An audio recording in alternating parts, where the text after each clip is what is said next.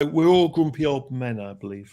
Oh, you are. Well, as John has correctly identified, it's a little bit early, but he has invoked grumpy old men. Hello, John. How are you? And the grumpy old men will start rambling shortly. I think we might see if any more grumpy old men turn on. Hello, Johnny. The grumpy old men will start rambling shortly. I think we might see if any more grumpy old men. Wow. The grumpy old men will Temporal loop warning. see if any more grumpy old men. Wow. We can just sit back and listen for the rest of the day. Loop warning. How's that happening? Just lucky. I'm blaming Mark. Yeah, that was nice. Patent ramble this time. I think it is going to be. That's why I want to wait for the others to come along. Oh, hang on. Here's one now. Let's see who it is. Oh, Eagle eyes. But he comes. Yeah. Hello, can you hear me? I'm afraid so. Are you actually going to stay with us this time, I wonder? Well, I don't know. Patchy internet, and I'm in like civilization. I'm not even in the middle of South Africa. No, you've got power and all that sort of thing. Yes. Yeah. Well, we'll see if the other Ian comes along there, and we will rant properly. And we are plainly going to rant. Well, there's two DJI rants, or not. One, the new product, and two, the patent issue. And we were just starting talking about it before evening. Whoever that LinkedIn user, I can't do comments tonight. Because I'm on the mobile, and sometimes it lets me comment and sometimes it doesn't.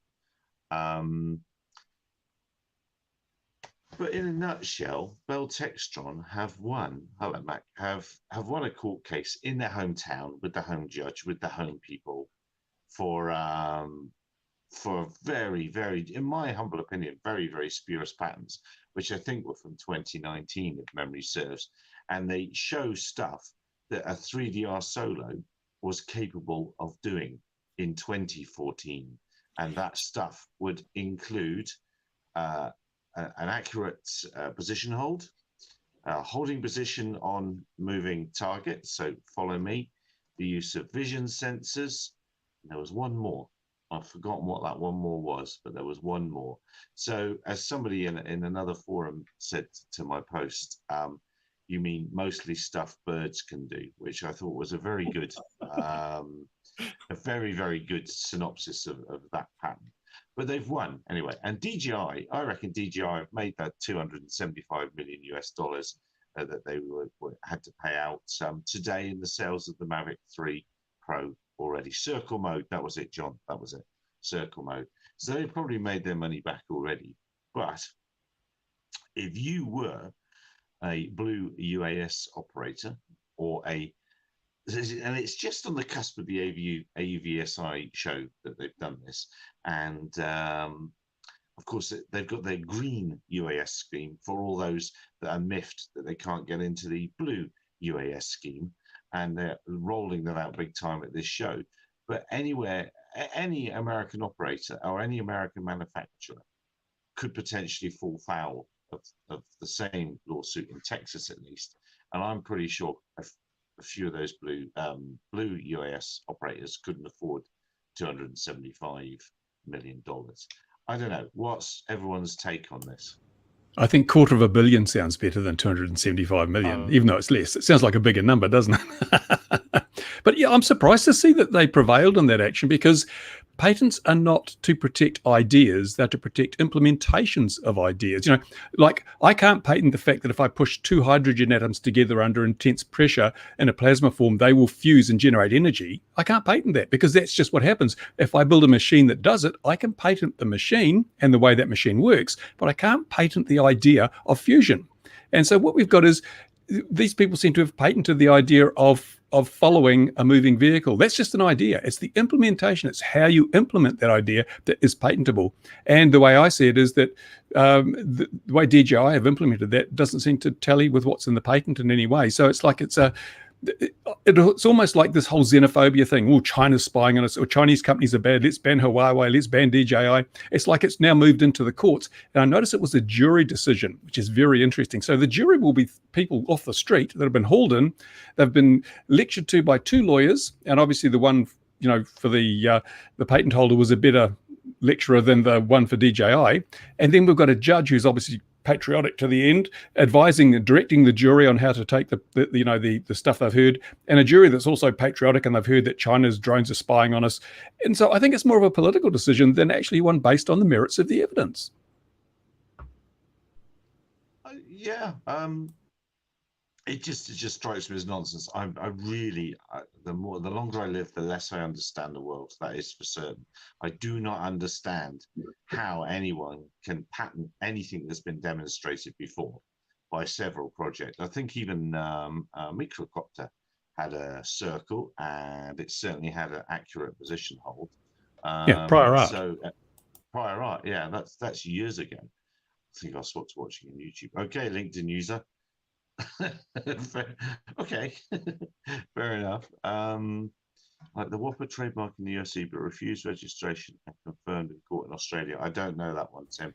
I don't know patent laws tend to be more international as conventions, which mean patent law is more consistent within things. And also in America, you can't patent an idea anyway. That's well proven. You can only, like, I could patent a device that generates more energy than it uses to create that energy. That's my invention, the perpetual motion. But unless I can actually implement it and show an implementation, I can't get a patent for that. Well, it strikes me as poor form, and I think a lot of people aren't watching hard enough, even in Pepper. I think it is problems. I don't know. Am I wrong? Am I overreacting to the thought it might be problems for other American manufacturers? Well, you're usually wrong, but not this time. Fair enough. But the other thing is go on, Craig. Sorry. As Bruce says, this is an extension of a geopolitical issue. In that it started out as a trade war that's been brewing for a number of years, and this is now morphed into the DJI problem that seems to be happening in the States. And now geopolitically, because of what's happening in Ukraine, it's very much a case of it's a dividing line between East and West, unfortunately, and China, whether DJI are perceived to be part of the Chinese mechanism for that. DJI are part of the China mechanism, and they've got a footprint in the States. And how can we affect them? I mean, $279 million, probably a drop in the ocean for DJI, and they'll probably brush it off, as you say. But it's another blow to them in terms of one of their biggest markets, which is the States. And I don't know. Only Texas. Well, that's why it seemed to be. I mean, it's interesting that it was Texas.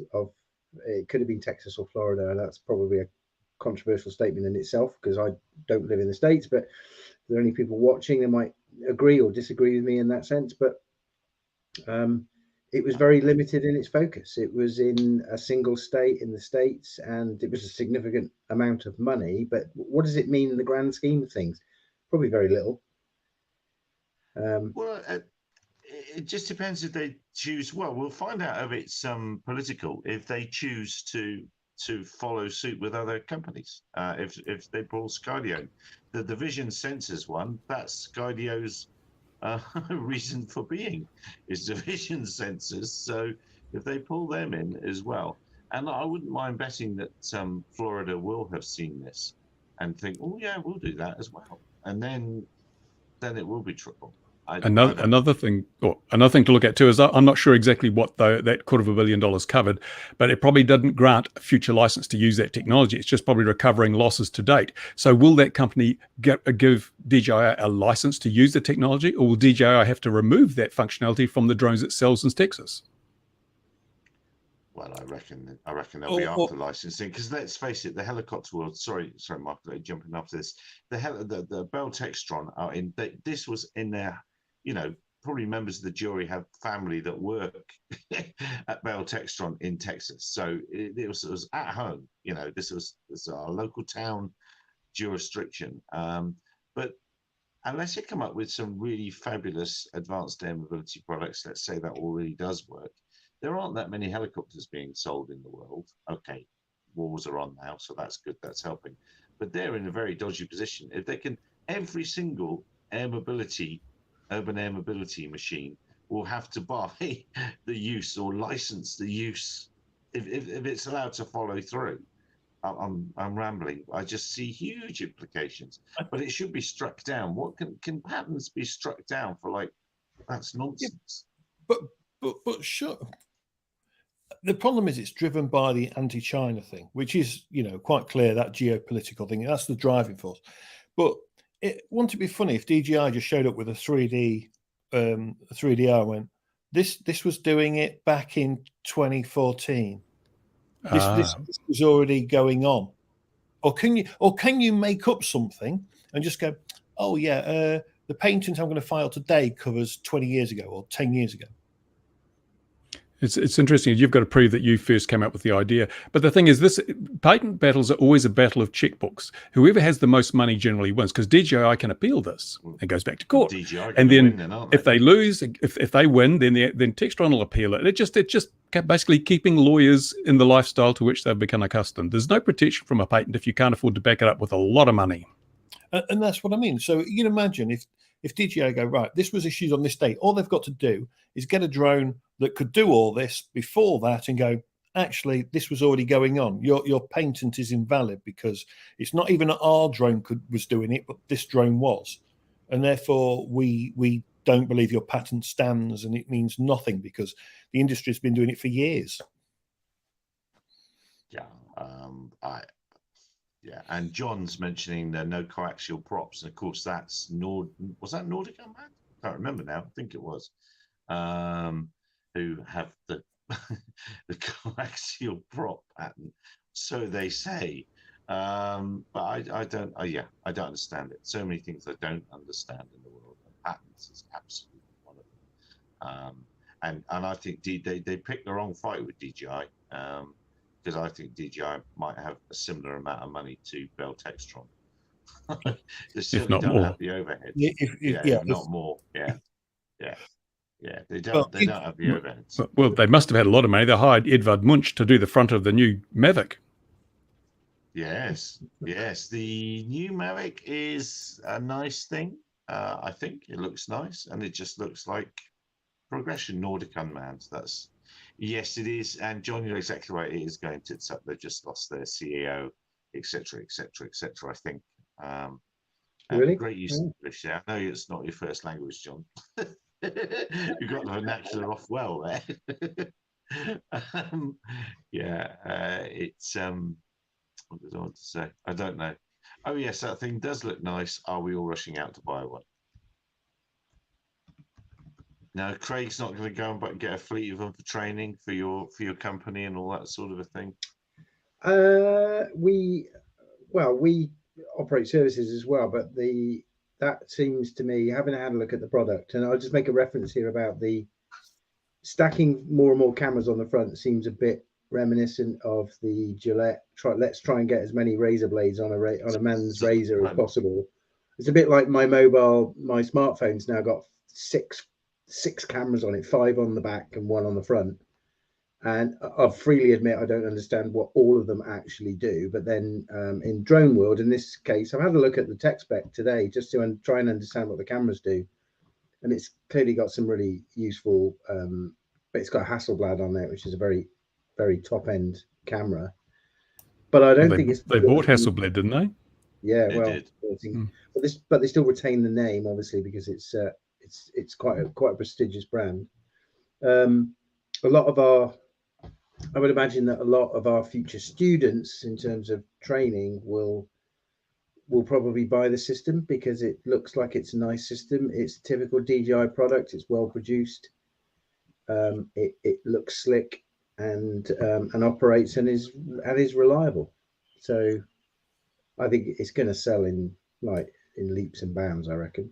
And you don't think that the minis will have undermined its market a little bit because of the effect of regulation? Maybe, but I'm not seeing. I'm obviously talking from a UK perspective here, but we're not seeing a slowdown in the amount of throughput from people. A lot of the people that are buying the minis are people that just don't want to go through that, what was the old commercial route anyway. They're quite happy to buy the smaller aircraft just simply because they've read online that if you buy the smaller aircraft, you don't have to go through the training.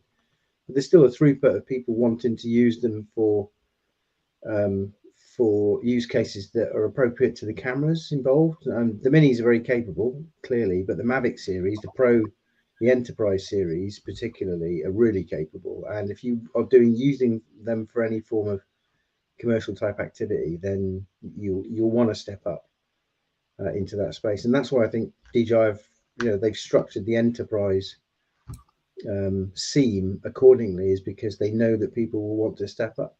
I think they're trying to differentiate down into the mini space with against the enterprise space, so that there's a sort of a delineation now between the two, rather than before. Sorry.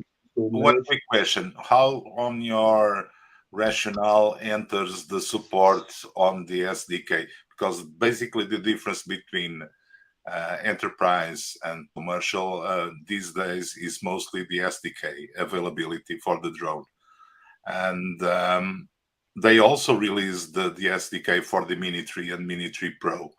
So can we consider the Mini 3 Pro and the Mini 3 enterprise grade? They're not, absolutely, but it collides with your assessment. Right. Okay. No, because, look, So take that. Yes. I'll take that one on the chin. Thanks. No, because look, and my company, we are always looking at the enterprise grade drones, and yeah, having a Mavic 3, it's like a paperweight these days because of the lack of support of the SDK.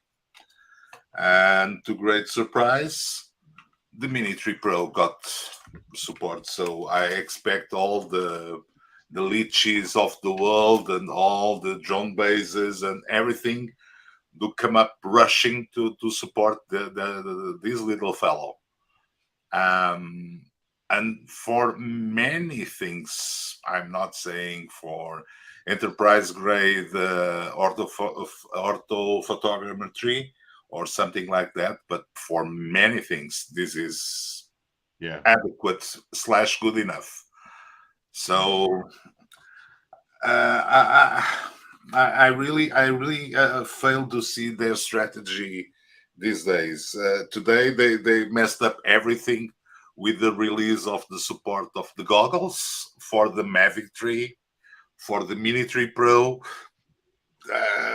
Nobody understands how well. It's a pain in the ass to put the goggles binding with everything, but it's crazy.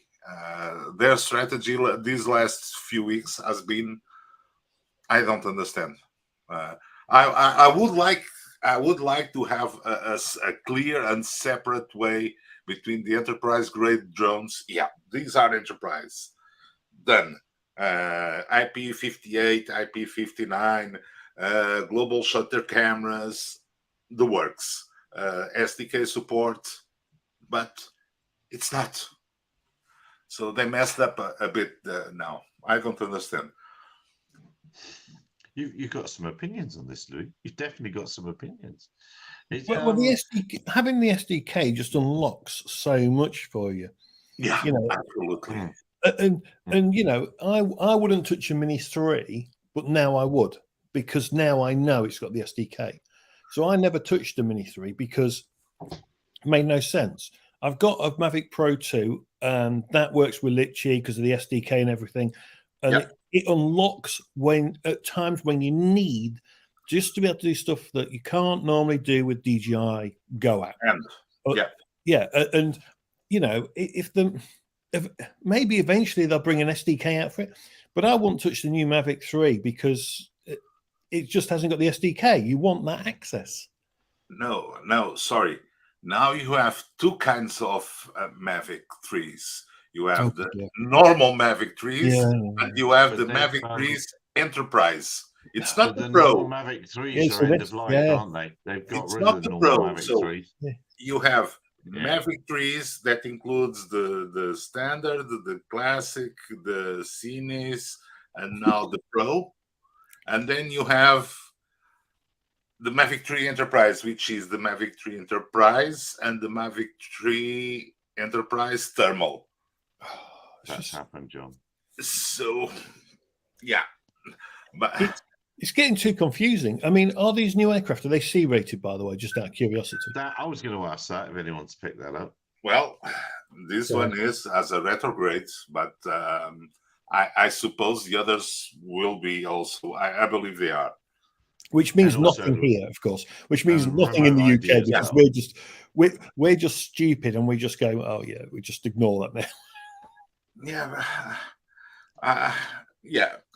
Good thing that they did today is the Mavic 3 Enterprise, the Mavic 3, the Mavic 3, the Mavic 3, the Mavic 3 Pro, the Mini 3 Pro, and the Mini 3 can now be binded with the goggles too. And curious enough, with the Happy Stick. So you can fly a Mavic 3 with the Happy Stick. Go figure. It's not. It's. I don't understand. But yeah, their strategy now just. Yeah, like you were saying, I was expecting for a great distinction, but there isn't. They blur. When they seem to go in a direction, then they pick up and blur everything. Crazy. It's another function of them never having the same team on an airframe all the way through. They jump teams who build the next one, and so then they sort of start losing continuity. If you get feedback from users, we want this, and this, and we put it into this one. Look, Then the next team hears different feedback. you pick up a Mavic 3 and the Mavic 3 Enterprise, and you have stuff that works perfectly well and does not need super duper features like those drone shots or whatever they're called that Flatten go balls. around and stuff, and they are not present on the DJI Pilot app too. So guys that buy the Mavic 3 Enterprise expecting to find those drone shots have to buy a Mavic 3 non-enterprise to get the drone shots. Crazy. Yeah, they did, John. I've forgotten his name now, but that is exactly what he said years ago. That is exactly what he said. And they're there, aren't they? They're there. Political reasons aside, it's the go-to brand, I think, now, even in America. No, but like it was being said before, this moment, I believe the Mavic, regardless of the camera quality, the Mini 3 Pro is one of the most viable machines, both for consumers, prosumers, and some kind of enterprise customers. But Well, yeah, Christopher says it there. That is, that is, yes. Yes, basically that is about the size of it, isn't it? So we've talked about C rating. It must have remote ID. I see our friends at Drone Tag have got a website explaining remote ID for people now. If people want to do that, they're very brave. They're putting themselves out there, aren't they? And I see the noise increasing about remote ID in America. But what I wanted to say about noise is I noticed one of the reviewers that had one of those Mavic 3 Pros 4 hours after launch had only had 800 views of his launch video, which I found quite interesting in itself. I know the other Ian keeps a very close track on that sort of thing, time to views, but the interest isn't there, is it? Oh, and how much does that thing cost? 3,600, around that. Okay. It's not that much regarding the initial price. It's more, yeah. And the biggest difference is a different Sony sensor, an IMX whatever versus IMX whatever 2. And one of the things I'm not sure if it's a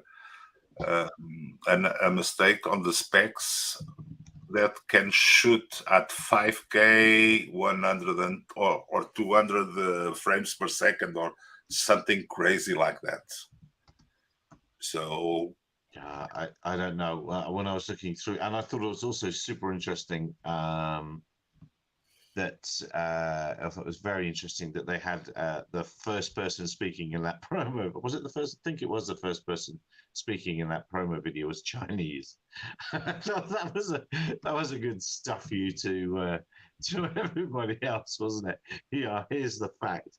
Here's the truth of it. So I thought they made a little statement in that. And what is our take, Christopher? What's our take on the drone sense module that will circumvent RID?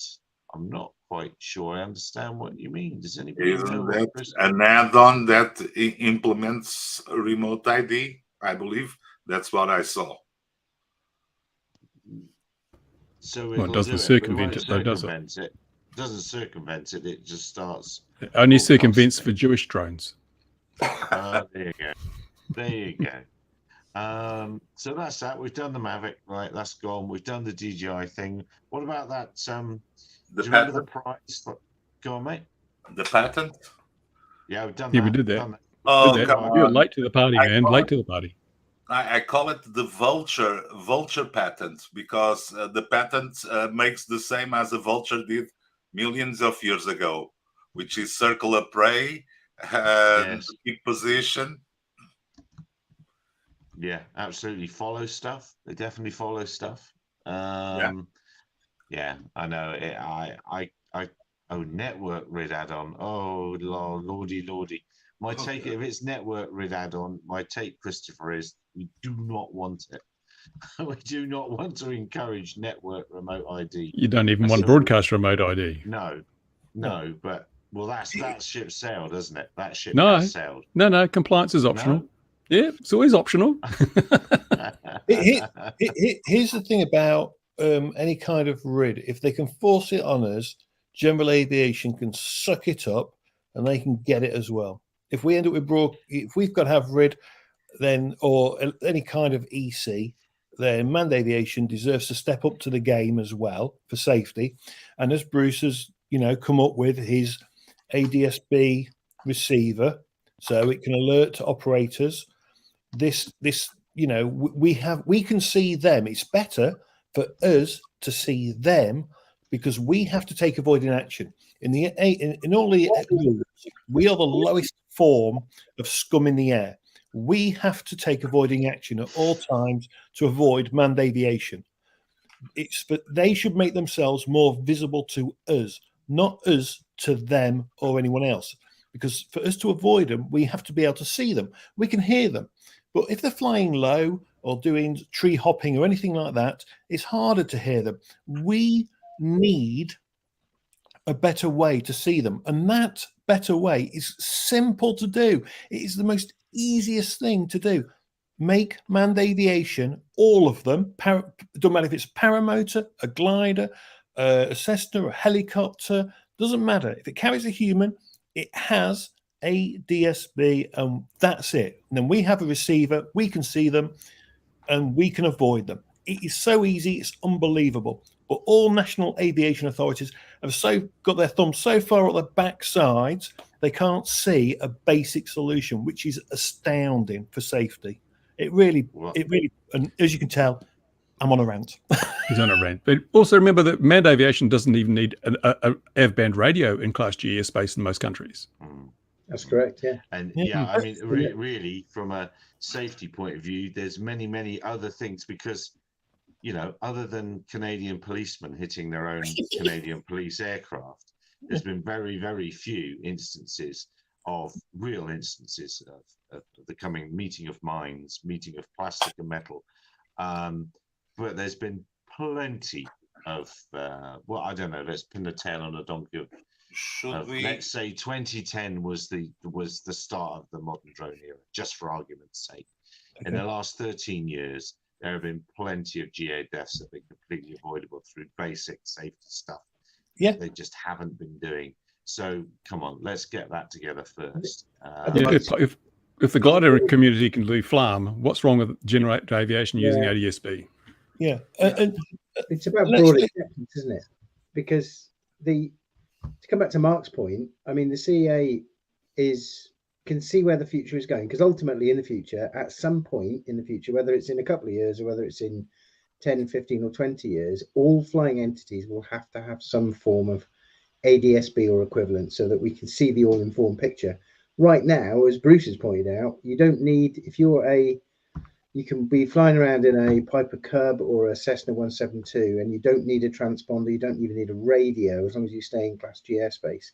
And the reason it's not changing is because the general aviation community, certainly in the UK, I'm not quite sure what it's like in the States or Canada or other countries like New Zealand, but they've got a big lobby. They're usually chaired by lords in the UK or ex-air chief marshals from the RAF. You've got massive amounts of influence and literally lobby at parliamentary level to make sure that these sort of regulations get stuck and don't change, you know, in that evolutionary time scale that the CA, the glacial time scale that the CA takes to actually change things. It gets stuck in this legislative change, and there's so many stakeholders to consult, and we're big on consultation, aren't we? If we want to do any form of change in the UK aviation space, you have to consult everyone, and there are so many moving parts, and nobody is going to be, you can't please everyone, basically, and they're just going, no, we don't want to do that. Which is what actually happened a few years ago with general aviation. General aviation says, nah, we don't want to do that. And the CA even came out with that £250 thing. We'll give you some money if you do it. Here's some pennies. We'll help. But yeah, general aviation a few years ago said to the CAA, we don't want to do that. Yeah, it's interesting because one of the things I've had is that ADS-B is too expensive. You know, manned aviation is a major burden on manned aviation, but you get these, you know, that replace nav lights, which have got a built-in ADS-B transmitter, and they're, I think, about $2,500 US. Now, if you can afford to buy, own, operate, and maintain a GA aircraft, $2,500 one-time expense is nothing. Oh, well, what's really amusing though, Bruce, is safety, right? Because it's a safety issue. Now, if it was a drone hit another drone in the sky, the CAA will get its knickers in a twist so quick it'd be unbelievable, right? Oh no, you've got to have remote ID so another drone can't hit another drone. However, general aviation has been hitting itself for years, and you know this device would help make everything safer for manned aviation. No, we can't do that. This is a CA. This is all national aviation authorities going, no, we can't force them to do that for safety. No, we'll come up with something else. And that's the way it works. Well, Dan's saying that they should make drone tag mandatory for GA aircraft too. Really, we need to get a new sheet of paper out, and we need to make electronic conspicuity that is suitable for the year 2060. We need to stop fooling around with this technology from 1990. It's even going down that route of putting ADS-B on all GA aircraft or something. That's not. It is expensive because of the TSO to GPS and stuff that's required. All the stuff, all the technology's moved on. Your smartphone's got way better technology in it than early ADS-B units has. Well, you know, somebody's got to say, hold. Let's just stop. Let's do this properly and do it once. And there's no reason we can't have multiple tiers either. ADS-B, like for airliners, all that sort of crap. But we've already got FLAM for recreational aircraft, microlights and gliders. So there's a room for another layer in the middle there, which is regular GA, a low cost, relatively short range, with large, ID range, so you can have all the GA aircraft in the world and still have numbers left over, and slot that in. And I don't think all the certification thing has to be certified. And look how long it took the ASTM to go through and create a standard for remote ID, and how much money's involved. And you can't even buy the damn. We can't even get the damn standards. You've got to spend a fortune on it. We need to circumvent that and do an open source standard, open source everything, and then basically provide them with a solution. But they'll refuse it because there's too much money to be made by people who've got a vested interest in bespoke, complicated closed systems that are able to be sold for a huge profit. Well, I mean, far be it for me to suggest that someone in the CAA that used to work for UAVionics is pushing the mandatory transponder zones in the UK. I mean, I wouldn't say a thing like that. I would say allegedly that's happening. And this would be the joke on us, right? So mandatory transponder zones, right, for us would be hilarious because Well, it's for GA as well. It's for GA as well. It's for everybody. So GA is going to get very, very upset. I feel so And sorry for. I thought it was supposed to have been announced on the 16th. But anyway, there's something else must have happened. I really thought that maybe Craig knows more about that than I do, but he's not allowed to say anything. But I'd heard it's been slightly delayed. I've got no information on that. And even if I did, I wouldn't tell you. No, Why is I the know, 16th such a significant date for these things? 16th September for remote ID, 16th of whenever for whatever else. It's a magic number. Yeah, must be. Let's build a cult around it. let's The hexadecimal cult. The hexadecimal cult. Airspace and commodities. Yeah, Dan. Unfortunately, I wish you weren't right, but you are. So UTMs are just horse crap anyway. That's how to waste your money. Well, not if you've got one that gets selected and gets that micro payment. Yeah, not if you Google, Amazon, or whoever. Yeah. But it's interesting. I believe this broadcast remote ID has only gone ahead to soften up the market for network remote ID. I think because it serves no purpose. There's no electronic conspicuity for aviation safety. No. It's simply a number plate on your drone, supposedly. And what they're doing is telling people, you just put this on. It's just, small, it doesn't cost much, and you can just, it's no real burden on you. And then in 2 years' time, when all the telcos and the communications carriers are all set up, well, now you just need to replace it with this network one. And they're already used to the concept. So it's that thin end of the wedge just keeps coming in. Oh, that will come. There's no two ways about that, because that's mentioned in some of the stuff for the UK CAA docs. So they do talk about two different versions. One is network remote ID. And when they go down that road, my middle finger just wants to come out, because they deserve it for that. I have no time for that at all. Unless Mandate Aviation do the same thing at the same time. Because if they can go down that road for us, technically, Mandate Aviation could have exactly the same system. In reality. What was it that Dan said about Canada? Let's go back up. He said something about them passing regulations. Oh, so I think it was there we are. SG airspace. So yeah, and that's the same for the UK. So you can't add additional restrictions here in the UK for for airspace, technically. And although while we shouldn't be limited to what we can access, so we can always ask permission as such in the UK. But we have to yield to all other aircraft. That's the number one thing throughout the world. You just got to yield right of way.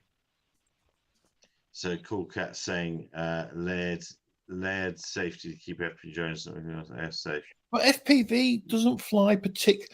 See, it depends what FPV drones we're talking about here, because racing drones hardly ever will go above 50 meters. Because they're too busy low down and dirty flying a proper course.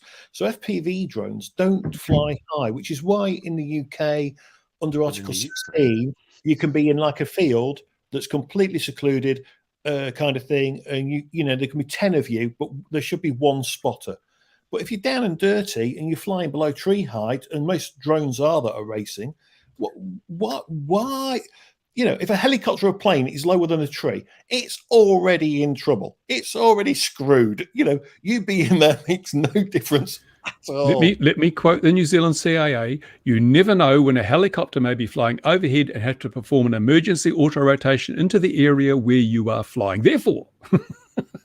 But you see, paging Trent Palmer. Have you seen what's going on with him in the States? Yeah, because his appeal failed. That's another one where if that goes through, there's no low approaches to places to check on the field. It's only straight into land, and then that's a hop and a skip away from. Well, he did technically violate, because he was within 500 feet of people and property. So, and that wasn't the only route available to him. So he could have taken another approach and avoided flying close to the people that got upset. So I think basically says just to be really, really careful. Unless it's an emergency, you've got to make sure that you choose the correct approach vector. And it makes a bit of a mockery that the guy was doing pretty much everything right, but they had to pick someone out and throw the book at them for whatever reason. No, The expert witness worked for the FAA. That says it all.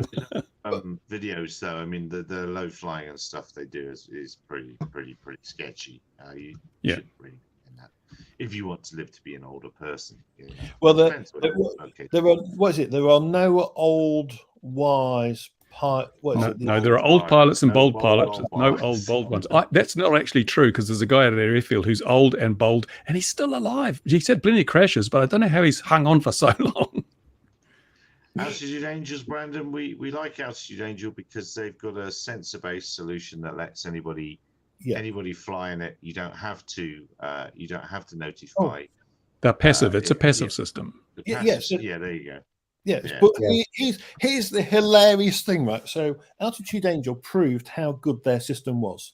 They had that event, and you was there, wasn't you, Gary? Did you see it? Right, and they proved all these aircraft. They arranged for some to come in, and some weren't planned or whatever, and the whole system worked fantastically.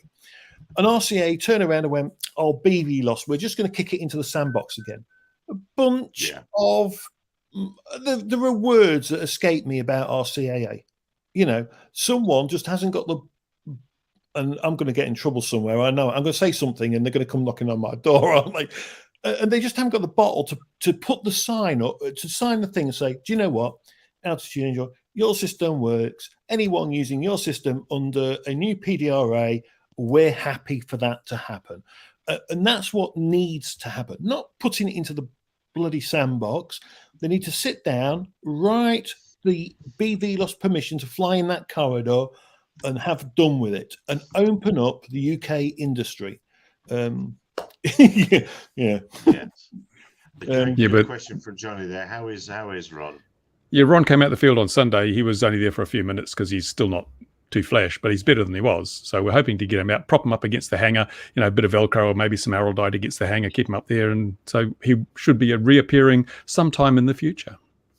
That's good. That's very good to hear. Now, what about we saw that there's prize money for drones to hit Moscow on the May Day parades, and many May Day parades have been cancelled. Do we think that's going to happen?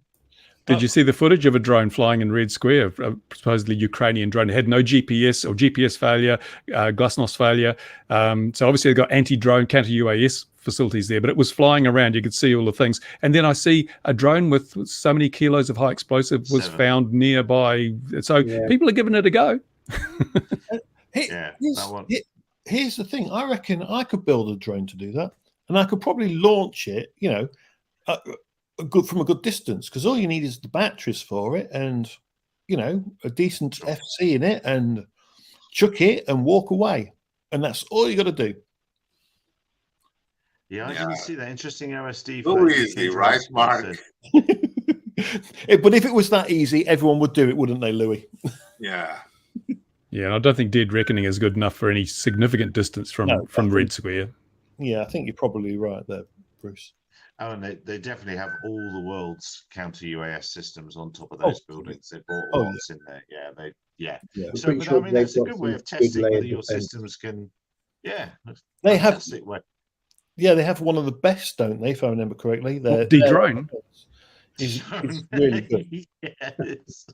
Don't think the drone sell into They got it from a bloke who They got it from a bloke who used to work for D-Drone and found that when the patent expired, he can make his own drone losses. Yes. Yeah, there was. There's been a lot of long distance flying, isn't there? Replying to Coolcat, definitely GLONASS has failed recently. Not GLONASS, but GLONASS. GLONASS, yes. So what else have we seen this week? Oh, now I wanted to ask Craig. I did want to ask him, because you mentioned people are still coming along for the training, which is good for you as your training providers. Yeah. Do you think, compared to back to your, I forgot the name of the company that you that used to work for when I was first up into. Yeah, but do you think people are arriving now? More people are arriving with other skills, i.e., they are a surveyor who needs to use it. They are an inspector who needs to use it, rather than somebody that just says, "Oh, I want to be a drone business." Well, that's been going for some time actually, because when I started training drone pilots back in 2013 as a registered CA drone provider, and at the time, the vast majority of people coming through were people with these ideas that they could learn how to fly a drone and then just easily enter all these markets. So surveying and inspection, you can quite understand that actually it takes some very specific niche skills from those sectors, which you have to understand and be reasonably proficient on before you get in. You can't just fly a drone and go, I can do everything. And you used to see lots of these providers immediately after training, they'd put up their website and say, we can do wind turbine blade inspections, we can do bridge inspections, we can do pylon, electricity pylons, we can do the And full weddings. survey, build, photogrammetry, topographical models, and all that. But when in reality, they couldn't. They were pitching for services they couldn't actually deliver. But they were, it was an early stage, pioneering sort of phase, and people were trying to work out what they could and couldn't do. But the other thing we saw as well, that there were a lot of the big boys, and by that I mean big companies in some established industry sectors like telecoms and oil and gas.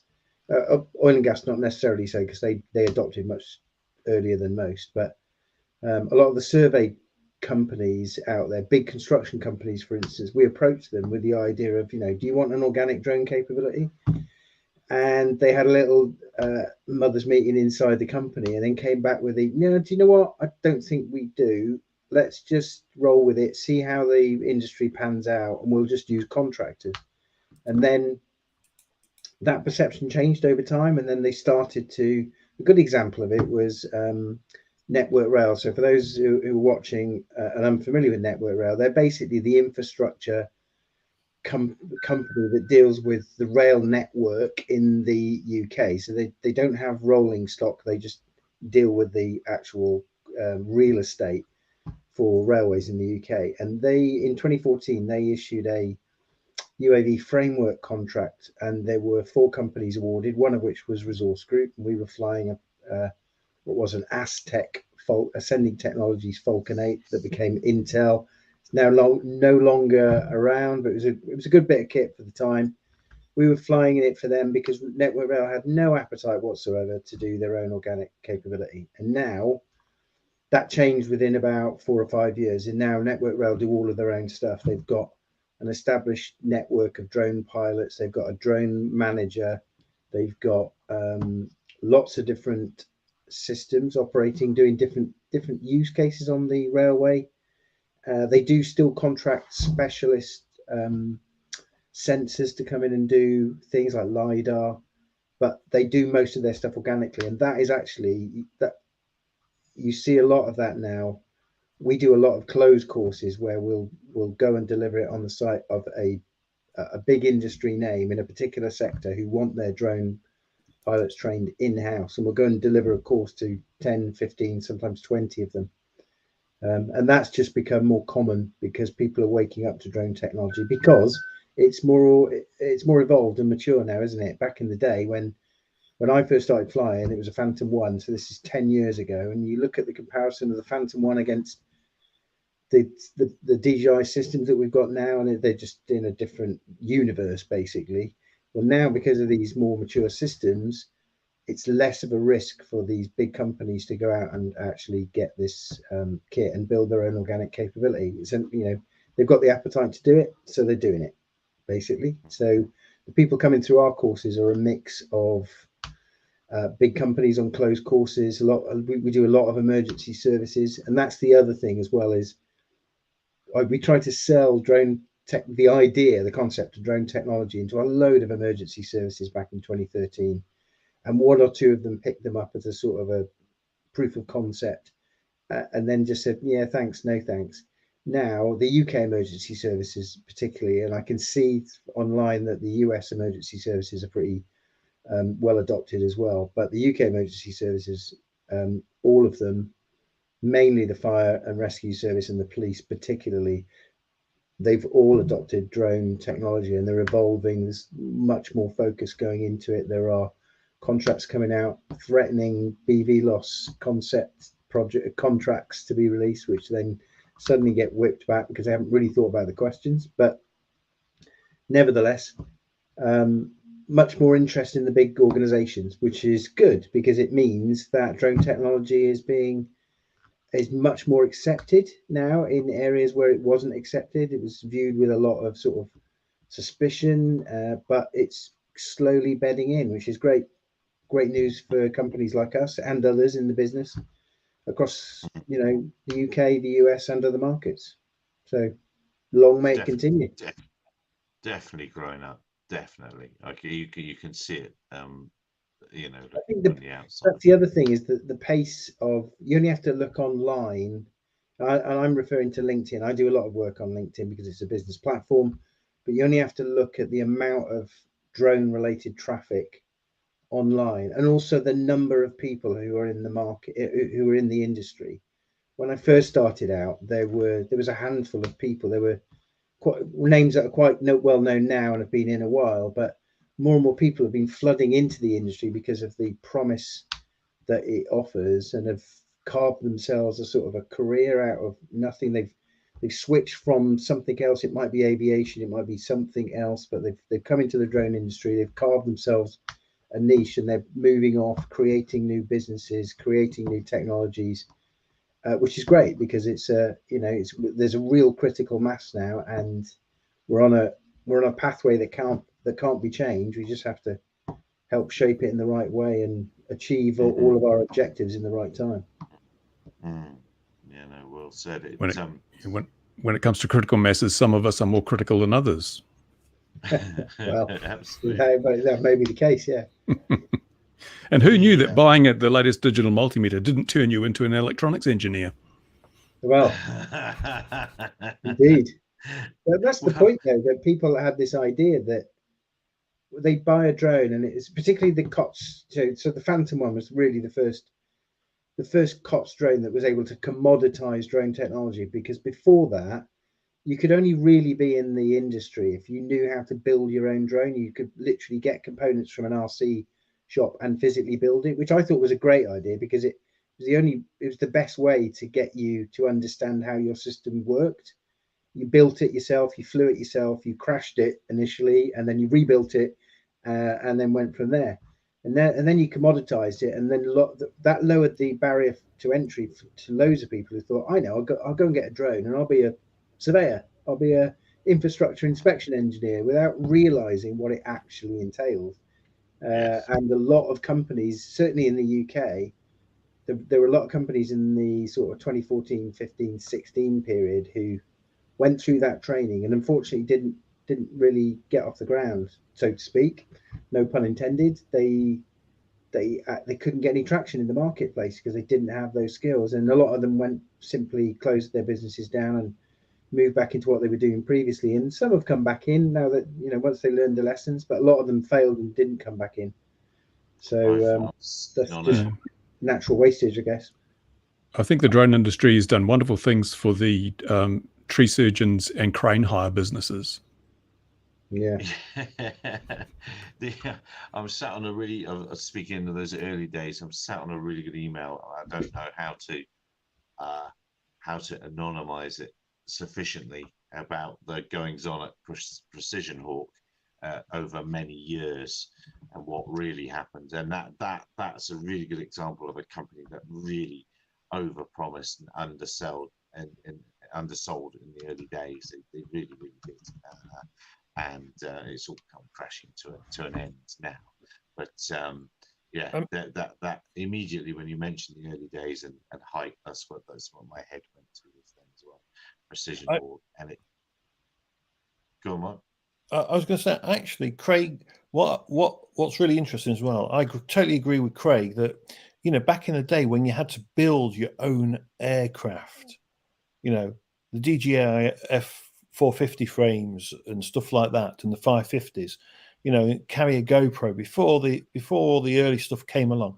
You learned so much from doing that.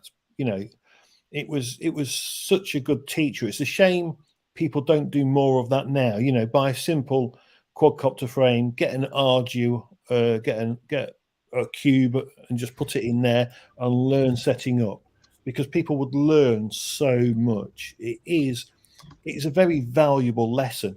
And back in the day when I did it, because it was sub 7 kilos back then, could fly in a congested area. Yeah. So you buy like a Vulcan Mantis or something. You were trying to get under that magic 7 kilos. Yeah, it was good times, and good fun.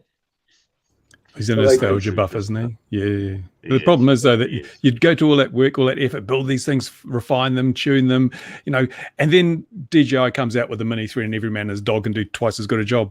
Yeah, don't get me wrong, right? Back then camera control was a real pain and stuff like that. It was very hard to get stuff to work exactly how you wanted it at the time. If you remove the need of a camera, AutoPilot and one of their I believe two of their partners do sell a ready to assemble kit. That's either a 450 or a 550 drone. And there are as much plug and play than what you could get. It is there, but why would you? Why would you? Drone said no longer cost effective to roll your own. I think it is. It is in certain sectors, but perhaps not in all. Especially when 250 gets it done. I mean, it depends what you want to do, because the only aircraft I now build are my fixed wings, because the Believer's such a good airframe. I would not go out and spend, if you like, 30 grand on, say, a Wingtra. I'd rather just buy the bits and build a Believer, because it's just a really nice flying aircraft. It's form mapping, and they're not expensive to do. You can build a nice one, but then you have to have, in my opinion, fixed wing flying skills. But a lot of people that's a whole different kettle of ball games, flying skills, and even whether they're even required in the future. It's a whole different kettle of ball games. I mean, really, it's not. You don't have to now, do you? Because drone deploy, just bring it up, litchi or lychee, whatever you want to call it. You just put your route in. As long as you can understand what you're putting in, the aircraft's going to do and behave, so it doesn't do anything you don't expect. You actually don't need to be able to fly, which is really sad. It's a bit like being an airline pilot, isn't it? Exactly. Yes, you just point it in the direction you want to go, push a switch, and off you go. Spain.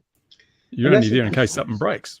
Exactly. Unless, of course, you're in the test domain, because I've got a test and evaluation team that are doing essentially the first flight workup for new systems, and those guys do need those piloting skills. They still need to retain those. So we use, for instance, systems like the Carbon Cub, which is a little fixed wing platform polystyrene RC type model. It's got incremental levels of stabilization, which is really useful to train a pilot in fixed wing principles, and also when they get into the proper test flying domain, that they can fly it in an unstabilized mode. So those sort of things, I get what you're saying. Those things I think are still relevant, but they'll become less relevant as we move forward, unless you're in a particular niche test environment. I agree with you, but if drones are a niche, then testing is a niche within a niche within a niche. The smallest Russian doll. Yes. And what you see straight away, as soon as you said I was really with you on the Piper Cub until you said you have stabilized mode in it, and I was like, why is there even stabilized mode in it at all? It should be full manual. I'm proper old school radio control model flight. You can switch it into that. It's a really good training platform for that. It has a full stabilizer, and then it's got some really useful autonomous or automated landing and takeoff functions, which we don't use that much, but for a system that only costs 300 quid, it's pretty good. Amazing. But we use it in the unstabilized just to get piloting skills up to unstabilized piloting skills. Don't get me wrong, right?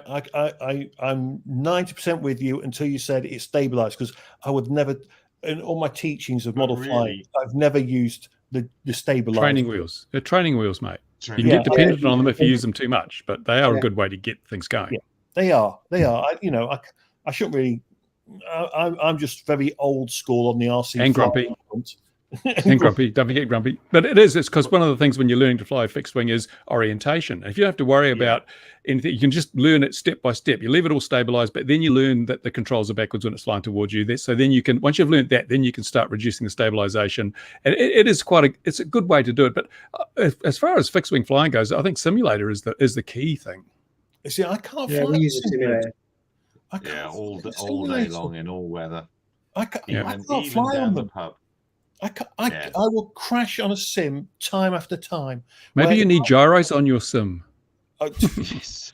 No, because depth perception. My problem is depth perception. So because on a 40-inch screen, my depth perception isn't enough. It's not true. Where if I'm out on a field, I'm fine. For goodness sake, don't take up diving or submarining. Oh no, I won't. I'm not going to. But it's also really in our world. It's being able to operate and use a ground control station and the human factors involved and all that sort of thing, and then expecting when you send something off that you've got to have a good picture in your mind of, when you flight plan, well, what's it going to look like on the ground, which trees it going to disappear over when I hit go. And if it's already not doing that when that's happening, then you need to take over. So to my mind, that's a little bit more of the skill that you need now, is having a spatially aware head, I suppose. I don't know. Have you got any thoughts on that, Craig? I'm still a proponent of piloting skills and things like orientations, stuff that we kind of teach, because there's still a call from the UKCA to be able to determine the orientation of an aircraft at distance without using the telemetry, which in some systems, like the smaller systems like DJI, if it's at the smaller ones like the Mavics, if they're out beyond 200 meters, it's like a pixel in the sky. So trying to determine it's easier with the Inspire or the M32, just because they're bigger and they've got certain color strobes on them, and also you might put some form of high vis on one of the arms so you can determine the orientation of the aircraft. So we still teach those. I still think it's quite important, because I've been flying recently and lost orientation, tried to regain it, and even though I've got a reasonable amount of flying hours, although I'm no way current, and if you see me as a pilot, you'll understand why I now fly a desk, so to speak. It still happens to me. So that's why they should be not banning Chinese drones, but buying them. They come with extra orientation. No. Come on. I kind of knew there was a joke coming. I mean, it is so easy to lose orientation, especially on the small ones. Even a Mavic Pro 2, when it's out at distance, it is one of those crazy things where you've got to remember which way you're flying always helps. I remember back in my early days, me and I think it was Simon, and we were out flying my F450, my F550, sorry. And we were doing a job and we were filming something, and it was out, and it was a dot, we could see it. And I turned it back towards us, and he's like, which way is that facing? Well, it's now facing, as I said, because there's no telemetry on the old ones. We were, it's the old 5.8 stuff, and you're trying to get a fuzzy picture back. The GoPro's working, we know that much, but the reception's just rubbish. And he's like, how do you know which way it is? I says, well, it's coming towards us. I says, give it a minute and it'll be here. And he's like, oh, yeah. He says, how do you do that? I says, just remember which way you're flying. I says, forwards is forwards, left is left, right is right. Yeah, is that the new Inspire 4, Louis? Awareness thing that I was talking about. Yes, what's Louis got there? This is even before the 450. It's the 330. This is the 330. Yes. Oh, you're so old, Louis. Yeah, come on. My God. But it's interesting that whole thing though with having to have visual orientation. I mean, there's a return to home. You've got video. You got at some stage you've got to say we trust the systems on board enough to allow us to take things further. We don't, for example, when you go to take your driver's test, you don't have to show that you've got enough power in your right leg to stop the car just in case the power brakes fail. You know, you don't have to do that. You accept that some systems are sufficiently reliable that you don't have to have backups in that respect. So a 250-gram drone or 249-gram drone flying far enough away that you can still see it, but you can't orient it. I don't see that as a big risk, to be honest. But you're wrong there, Squishy. 330s were first. I had a 330 as well. You're wrong there. 330 as a frame size was first. What's really interesting, because RCA say you've got to visually be able to see the aircraft to orientate it. What's really interesting, with a drone, people take more chances, if you ask me. However, if you're flying something like them in the corner, right? If you're flying something like that, you do not want to get that wrong. You do not let those go as far away, because your visual orientation really counts with them. You've got to, you don't have a backup. Yeah, there's no backup in that. You get that wrong, you're coming home with a bag of balsa wood. It has returned to Earth, but not returned to home. Exactly, Bruce, exactly. So it's quite interesting that when people seem to fly drones, they're willing to take a bit more risks because they've got those. Just getting my drone manual out here. It says 9 kilometers. That's what it says. It says on the box. It says it can go to 7 or 9 kilometers. So that's all right, isn't it? But you've also got to fly high enough that the curvature of the Earth doesn't get in the way, so you can still see it. Yeah. Well, they won't do 9 kilometers. My friend Luke is watching. They know nothing of BV loss, Luke. They know nothing. Oh yes, Luke, yes. Well, it's 100 Ks is. That's why I refuse to believe that a successful business doesn't fly BV loss all the time. I refuse to believe it, because you have to. Well, other people do. I don't. Yeah. I wouldn't. But all you need to fly BV loss safely is enough money. Well, yes, no. Well, yeah, I suppose. Enough money and enough spare parts, Bruce.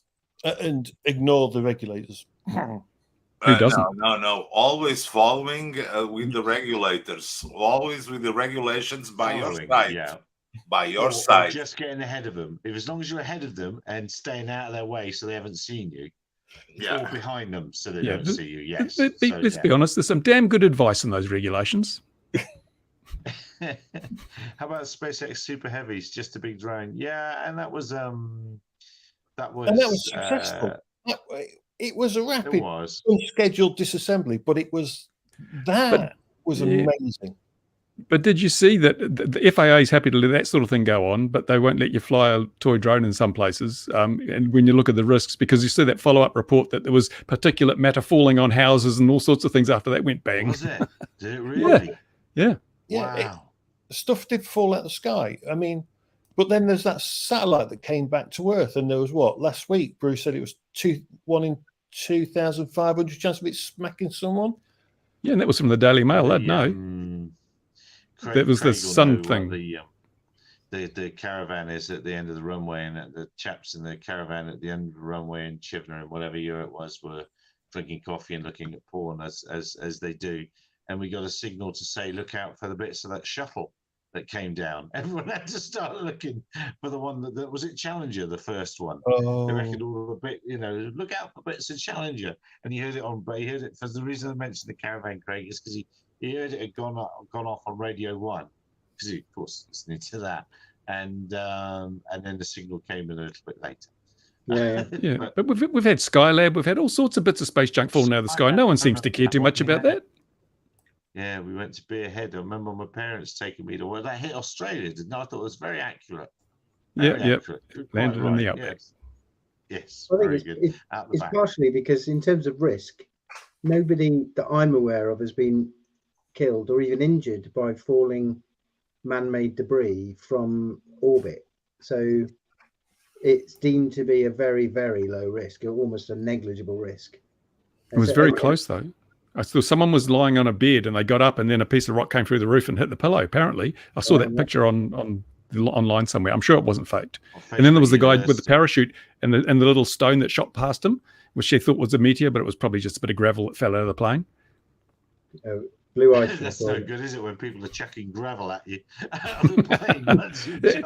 You're more likely to be injured by actual real space rocks, like in Chelyabinsk and Tunguska. I mean, that happens once every century. And over 1,000 people got hospitalized in Chelyabinsk in 2013 when that happened. So falling space rock is a bigger risk to your safety than drones. So why don't we mandate big umbrellas over cities? It's a good idea. I see some money in that. We're definitely beginning to talk nonsense, so it must be time to go. Yeah. So, yes. Any more before we go? Going once? Oh, no. I saw someone in New Zealand stole a whole lot of DJI drones from a retailer. How stupid are they? Because DJI have deactivated them. They won't be able to activate them. So what point is it? Yeah, people don't know that. But people don't get it. So there was one, was it DSR sadly got done over in the UK, didn't they, a couple of years ago now? And yeah, DJI were told, and all those serial numbers were then blocked, so they could never be used. Yeah, it's like Apple phones and things. Why do people bother stealing them? It's crazy. It's amazing what they can do. Just go, not going to work. Maybe criminals aren't the brightest people in the world. Well, when we had our troubles here last July, all Samsung TVs that were hoofed out of the various warehouses and shops that were raided were balked as well by Samsung. They stopped those operating. So yeah, it is pretty amazing, isn't it? That raises the question of ownership, doesn't it? Who really owns the device if someone else can deactivate it? Yeah, because did you see Lewis Rossman's video on the Ring doorbells? The Ring doorbells are sold on the basis that you have this cloud storage and everything, and then it's even still on the boxes today, but Amazon have turned around and said, no, it's going to cost you more money now. So they've removed functionality that was a part of the package when you bought it, but they've taken it away. So they're stripping you of the features that you paid for. And it's not like everyone from this point on. It's all the old users as well. So yeah, you own nothing and be happy. Well, the first part's right. Hang on a minute. Were they following DJI's thing where you release something, it half works, and then you get a few features later maybe? No, they're giving you all the features and taking them away later unless you pay for them. So they're doing the opposite to DJI. Yeah, like BMW with their seats and things. There's some cars where you've got to you rent the heated seats and things like that now, don't you? With the ability for the heated seats to run. Yeah, and the trouble is some people pay for this, which just encourages them. You should say no, we're not having it. Yeah. Or Mercedes-Benz with their latest electric cars. Yeah. That you have to pay extra to get the full performance of the car. It's like Tesla does the same thing. Tesla charges you extra to software, and and Tesla actually reduced the capacity of batteries as a safety measure. So you bought a car with a so many kilowatt-hour battery, and then a few months later it's got less because they didn't want you overcharging it. So yeah, it's a worrying place we're headed to. I want my Morris 1000, my good old Morris Minor. Oh yeah. That was the old Teslas, wasn't it? That was the Morris 1000. Yeah. P70s. P70s. Yeah, it was earlier on. Yeah. They don't do that anymore. No. All right, dear viewers, wherever you are in the world, it's time for us to go. We're talking nonsense. Look after yourselves wherever you are, and we'll see you again this same time next week, 2100 GMT. Take care, everybody. Look after yourselves. Cheers, chaps. Bye-bye for now. Bye. One